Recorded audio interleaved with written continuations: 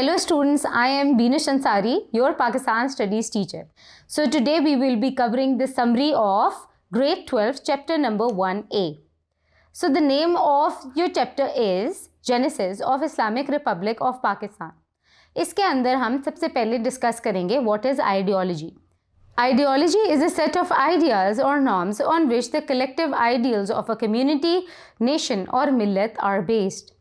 It also includes the sum of total principles set forth for the achievement of these common ideals. So students, Muslims जो हैं वो follow करते हैं Islamic ideology, और हम जब बात करते हैं नेशनहुड की तो it means feeling of consciousness या यूनिटी ऑफ अ काइंड. इस्लाम एक डेमोक्रेटिक वे ऑफ लाइफ है और मुस्लिम्स का ये स्ट्रॉन्ग बिलीफ है कि वो सेल्फ रूल पर बिलीव करते हैं. जब हम बात करते हैं concept of to nation theory की तो उसके अंदर हमें ये पता चलता है कि मुस्लिम्स जो हैं उनकी एक अलग आइडेंटिटी है and they do not have the religious principles जिसकी वजह से वो अंडर हिंदूज इन्फ्लुएंस रहें या उनके साथ गुजारा कर सकें. मुस्लिम्स जो हैं सब कॉन्टिनेंट में आफ्टर पैसेज ऑफ टाइम एक साइजेबल मेजॉरिटी तश्कील हो गए थे after the advent of Islam, और with the passage of time Pakistan का जब कॉन्सेप्ट इमर्ज हुआ, जब पाकिस्तानी आइडियोलॉजी की बात की गई तो एक मुसलमानों की फ्रीडम स्ट्रगल इसके ऊपर बेस की जाती है. सिर्फ मुसलमान ही नहीं बल्कि बहुत सारे non Muslims and the minorities वो सारे के सारे इस बात पे बिलीव करने लगे कि एक ऐसी जगह होनी चाहिए जहाँ पे वो अपनी रिलीजियस फ्रीडम को प्रैक्टिस कर सकें, जहाँ पे वो लोग फ्री हों विदाउट एनी डिस्क्रिमिनेशन और अपने जो दीनी तालीमात हैं उनको प्रॉपरली फॉलो कर सकें. तो सिर्फ मुसलमान ही नहीं बल्कि गैर मुसलमानों यानी कि जो माइनॉरिटीज़ हैं उनका भी एक बहुत बड़ा हाथ है पाकिस्तान की फॉर्मुलेशन में. जो अभी area Islamic Republic of Pakistan का है उसके अंदर तकरीबन 3 to 5% जो हैं वो नॉन मुस्लिम पॉपुलेशन थी, और वो उनका ये भी मानना था कि एक जब पाकिस्तान बनेगा तो उनको एक जगह मिल जाएगी जहाँ पे अपने रिलीजियस प्रिंसिपल्स को फॉलो कर सकेंगे. सो जो नॉन मुस्लिम्स थे उनका एक पेट्रियाटिज़म का स्पिरिट था जो कि उस वक्त नज़र आता था. The next point is the components of Islamic ideology. Students, as we all know कि जो मुसलमान थे इंडो पाक सब कॉन्टिनेंट के, उनके लिए इस्लाम एक बहुत इम्पॉर्टेंट फैक्टर बना और वो फर्स्ट एंड फॉरमोस्ट उनकी मोटिवेशन फोर्स थी इस्टेब्लिशमेंट ऑफ पाकिस्तान के लिए. कायद आज़म रहमतुल्लाह अलैह ने पाकिस्तान की डिमांड इसलिए नहीं की थी कि एक ज़मीन का टुकड़ा उनको हासिल हो जाए, बल्कि उनका ये कॉन्सेप्ट, उनका ये विज़न था कि एक ऐसी जगह पे हो जहाँ पे इस्लामिक प्रिंसिपल्स को मुसलमान फॉलो कर सकें विदाउट एनी हेजिटेशन के. इसी तरह कायद आज़म ने अपनी गाइडिंग प्रिंसिपल्स दिए जिसके अंदर उन्होंने ये बताया कि ऐसी जगह हमें चाहिए जहाँ पे हम तमाम तर कुरानिक प्रिंसिपल्स, दीनी और सुन्ना से रिलेटेड तमाम तर जो प्रिंसिपल्स हमें बताई गई हैं उसको हम फ्रीली और ओपनली उसको फॉलो कर सकें. सेकंड कम्स डेमोक्रेसी, यानी कि एक ऐसे स्टेट हो जो कि इस्लामिक तौर तरीक़ों पे मबनी हो, क्योंकि इस्लाम डेमोक्रेसी पे बिलीव करता है और रूल ऑफ पीपल पे बिलीव करता है. तो कायद आज़म रहमतुल्लाह अलैह ने भी जो विज़न दिया पाकिस्तान का, that was also based on the Islamic principles, और उन्होंने जो भी अपने एड्रेस वगैरह के उसके अंदर ये बताया कि हमें एक ऐसा मुल्क चाहिए जो कि डेमोक्रेटिक प्रिंसिपल्स पे बेस करता हो, प्रिंसिपल्स ऑफ इस्लाम पे बेस करता हो, और इसी तरह मुसलमान जो हैं वो डेमोक्रेटिक प्रिंसिपल्स को फॉस्टर करें. सोशल जस्टिस, इक्वालिटी और सेंस ऑफ रिस्पॉन्सिबिलिटी की बात करते हुए कायद आज़म ने ये भी कहा कि हमारा जो मेन मकसद है वो ये है कि जो हमारी ग्लोरियस इस्लामिक ट्रेडिशंस हैं वो हम फॉलो करें, और हमारी जो एक कॉन्स्टिट्यूशनल फ्रेमवर्क होगा वो बेस होगा on the Islamic principles and injections. Next comes the fundamental human rights. तो जो हम लोगों ने जैसा कि डिस्कस किया है हमारे चैप्टर में कि हिंदू लीडरशिप जो थी वो दो तरह की थी, एक थी एक्सट्रीमिस्ट और दूसरी थी मॉडरेटर्स. सो जो एक्सट्रीमिस्ट हिंदूज़ थे वो बेसिकली ओवर पावर थे, और कांग्रेस में ऐसे एक्सट्रीम माइंडसेट हिंदूज़ की बहुत ज़्यादा मेजॉरिटी थी. और मुसलमानों के लिए ये सिर्फ, अगर वहाँ से ब्रिटिशर्स का जब जाना हुआ तो उनके लिए सिर्फ और सिर्फ it was a change of ruler. तो मुसलमानों के लिए बहुत ज़रूरी था कि उनको एक ऐसी जगह मिले जहाँ पर वो अपनी फ्रीली रिलीजियस प्रिंसिपल्स को फॉलो कर सकें. और जब मुसलमानों के पास एक फीलिंग ऑफ वननेस आई तो उनको एक स्ट्रॉन्ग मोटिवेशन फोर्स मिला for the creation of Pakistan. اور ایسی جگہ ہو جہاں پہ صرف مسلمز نہیں بلکہ نان مسلمز بھی اپنے ریلیجن کو فالو کر سکیں. اسی طرح قائد اعظم رحمۃ اللہ علیہ نے ایک بہت فیمس کال کہا تھا جو کہ دیکھ لیتے ہیں کہ کیا ہے. You are free. You are free to go to your temples, you are free to go to your mosques or to any other place of worship in this state of Pakistan. You may belong to any religion or caste or creed. That has nothing to do with the business of the state. We are starting with this fundamental principle that we all are citizens and equal citizens of one state. Students, next آتے ہیں آپ کا پاکستان کا out come of sustained Muslim efforts. جیسے کہ we discussed کہ Muslims نے ایک ہی دن میں پاکستان نہیں بنا لیا. انتھک محنت, جد و جہد اور ٹائرلیس ایفرٹس کی گئی ہمارے, اسپیشلی ہمارے جو لیڈرز ہیں انہوں نے بہت محنت کی پاکستان کو بنانے میں. They were some of the events which are mentioned in your book which starts from 1857 till the creation of Pakistan. وہ اسٹارٹ ہوتا ہے 1857 سے, جو کہ برٹش ایسیڈنسی کے بارے میں ہے کہ کس طرح مسلمانوں کا رول ختم ہوا and Britishers took over in 1858. اور جو علی گڑھ موومنٹ کا آغاز ہوا, سر سید احمد خان نے ایک سلوشن دیا, برٹش ایجوکیشن سسٹم کو انٹروڈیوس کرایا اور انہوں نے یہ مسلمانوں کو بتایا کہ ہمیں برٹش رولرز کے ساتھ دوستی کرنے کی ضرورت ہے. 1875 میں علی گڑھ اسکول انہوں نے بنایا. اسی طرح with the passage of time جیسے سر سید احمد خان نے یہ دیکھا کہ ہندو جو ہیں وہ مسلمانوں کے اگینسٹ ہونا شروع ہو گئے ہیں. اردو ہندی کنٹروورسی 1867 میں جب آئی تو سر سید احمد خان کو یہ آئیڈیا ہوا کہ ہندو جو ہیں وہ تو مسلمانوں کو ختم کرنا چاہتے ہیں اور اردو کی جو لینگویج ہے اس کو ریپلیس کرنا چاہتے ہیں. تو اس سے سید احمد خان کو بھی آئیڈیا ہوا کہ مسلمانوں کے اب ایک الگ جگہ کی ضرورت ہے اور ماڈرن ایجوکیشن کی ضرورت ہے. دیور سم ایکسٹریمسٹ ہندو موومنٹس, آریہ سماج ہو گئی. اسی طرح بنکم چندرا چٹرجی نے ایک ناول لکھا آنند مات, جس نے پرووک کیا اور مسلم سینٹیمنٹس کو, ریلیجس سینٹیمنٹس کو اس کے ہرٹ کیا. اس کے اندر بندے ماترم جو ان کا ترانہ ہے اس کو اس نے انکلوڈ کیا, جس کی وجہ سے مسلمان جو ہیں وہ بہت زیادہ انہیں ٹھیس پہنچی, ان کی ایموشنلی وہ ہرٹ ہوئے. ایک اور چیز جو تھی پارٹیشن آف بنگال 1905 کی, وہ بھی ایک ریزن بنی جس سے مسلمانوں کو یہ پتہ چلا کہ اگر مسلمانوں کی میجورٹی جگہ ہوگی تو اس کے اوپر ہندوؤں کا بہت بڑا پروٹیسٹ ہوگا. Simla deputation which took place in 1906, viceroy lord Minto نے سملہ میں مسلمان لیڈرز کو ایک ہوپ دلائی of having a separate electorate, جس کی وجہ سے مسلم لیگ کی فارمولیشن کو ایک نیو سٹیپ ملا اور مسلمانوں کو ایک ایسی جگہ مل سکی جہاں پر وہ اپنے ڈیمانڈس کو پٹ فورتھ کر سکیں اور کانسٹیٹیوشنل مینس کے تھرو اپنے جو ایسپریشنز ہیں وہ گورنمنٹ تک پہنچا سکیں. کچھ اور پروپوزلز بھی تھے کانسٹیٹیوشنل پرابلمس کو ریزولو کرنے کے لیے جو کہ ہم نے ڈسکس کیے ہیں ہمارے لیکچر میں. اس کے علاوہ اسٹوڈنٹس جو ایولیوشن ہوئے مسلم لیگس کانسٹیٹیوشنل اسٹرگل کی وہ 1906 سے اسٹارٹ ہوئی.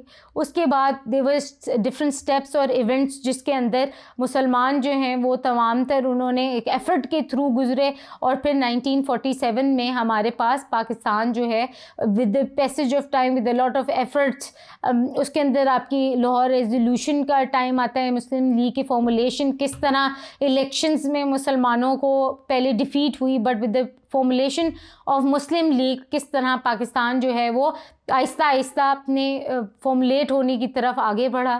اس کے علاوہ جو امپورٹنٹ ایونٹس آپ کی بک میں مینشنڈ ہیں 1911 سے لے کے 1945 تک, اور اس کے بعد جو فردر جب پاکستان کی ایک کلیئرٹی نظر آ گئی کہ پاکستان فارمولیٹ ہونے والا ہے 1947 میں, تو مسلمانوں کی انتھک جد و جہد جو ہے وہ شو ہوتی ہے تمام تر ایونٹ سے. جب ہم بات کرتے ہیں علی گڑھ موومنٹ کی, sir Syed Ahmad Khan played a very important role in this, اور سر سید احمد خان نے تمام تر جو مسلمانوں کی پرابلمس تھیں آف دیٹ ٹائم اس کا ایک سلوشن ڈھونڈا. 1857 کی وار آف انڈیپینڈنس کے بعد مسلمانوں میں اور برٹشرز میں جب ایک بہت زیادہ تنازعات پیدا ہو گئے, ایک بہت بڑا گیپ ہو گیا, سر سید احمد خان نے مسلمانوں کو اس وقت یہ بتایا کہ آپ لوگوں کو اپنی اپروچ چینج کرنے کی ضرورت ہے اور آپ لوگوں کو ماڈرن ایجوکیشن جو ہے وہ حاصل کرنی ہے. اور انہوں نے کہا کہ we have to attain maximum government services, we have to be loyal to the Britishers. اور انہوں نے ایک پیس میکنگ ایفرٹ کی جس کا نام تھا علی گڑھ موومنٹ. اور جو انڈین کمیونٹی ہے انہوں نے ان کو بہت اپریشیٹ کیا اس چیز پہ. دے اسٹوڈ بائی ہم. سم آف دا اوپوننٹس بلیوڈ کہ اگر ہم یہ فالو کرنا شروع ہو گئے ماڈرن ایجوکیشن سسٹم تو کہیں ایسا نہ ہو کہ مسلمان جو ہیں وہ اپنے ریلیجن کو بھول جائیں. لیکن سر سید احمد خان کی ایفرٹ کی وجہ سے انہوں نے کچھ آبجیکٹیوز کو 4 پوائنٹس بیسکلی انٹروڈیوس کرائے. وہ دیکھ لیتے ہیں کہ کیا ہے. Number 1, to bring about conciliation among Muslims and the British. Number 2, to spread education among the Muslims, impart English language and learning, and make the Muslims familiar with the British culture and way of life. Number 3, to make Muslims loyal subjects of the British government. And number 4, to develop friendly and good neighborly relations between the Muslims and Indian nations.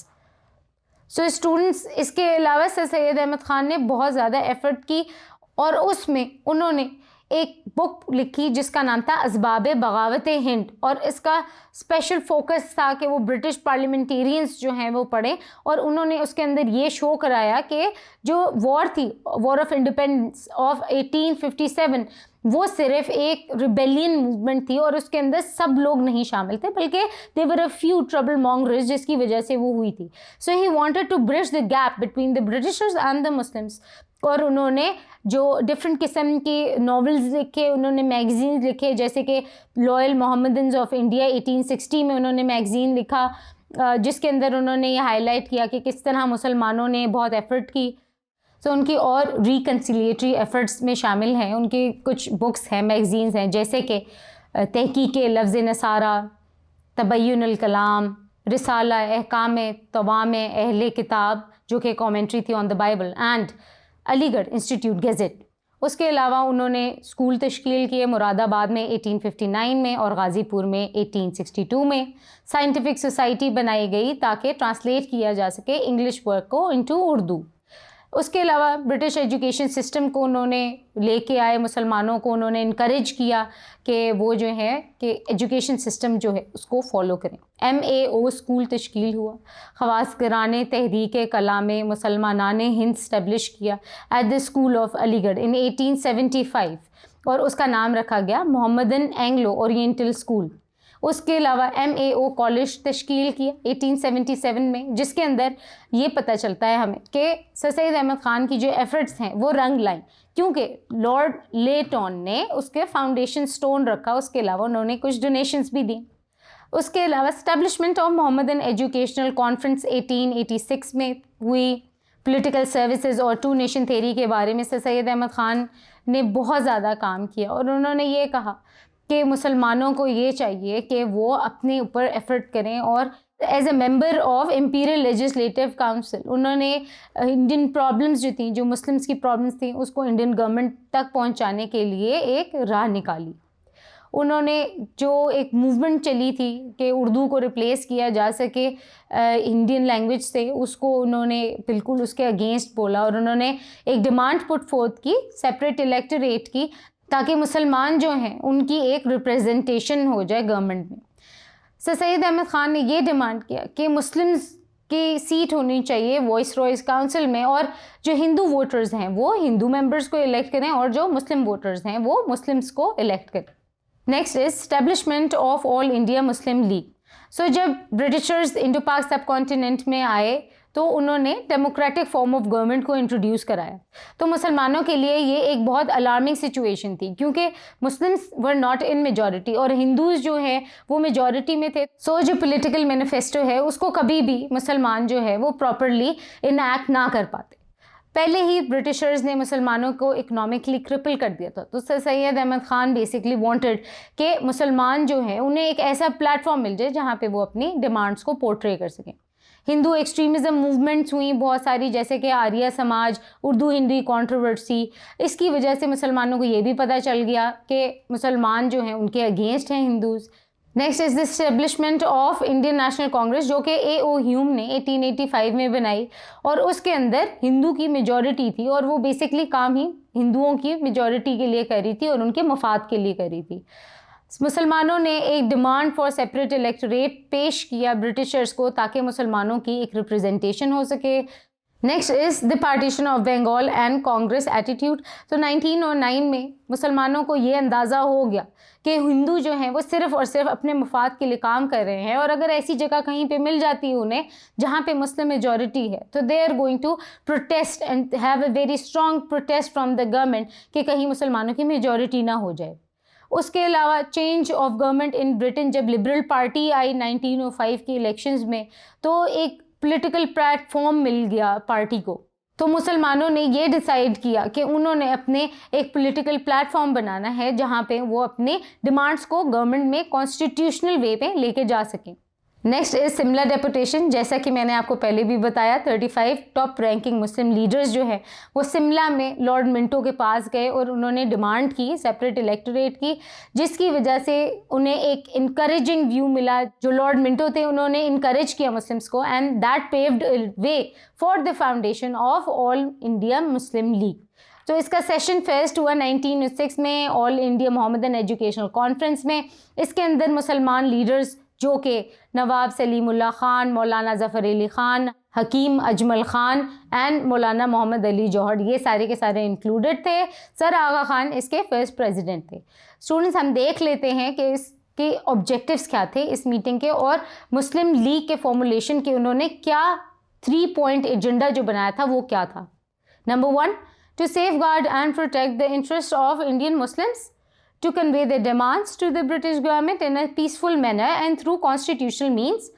Number 2, to create feelings of respect and goodwill for the government amongst the Muslims and to remove any misunderstandings they might have regarding government's policies and actions.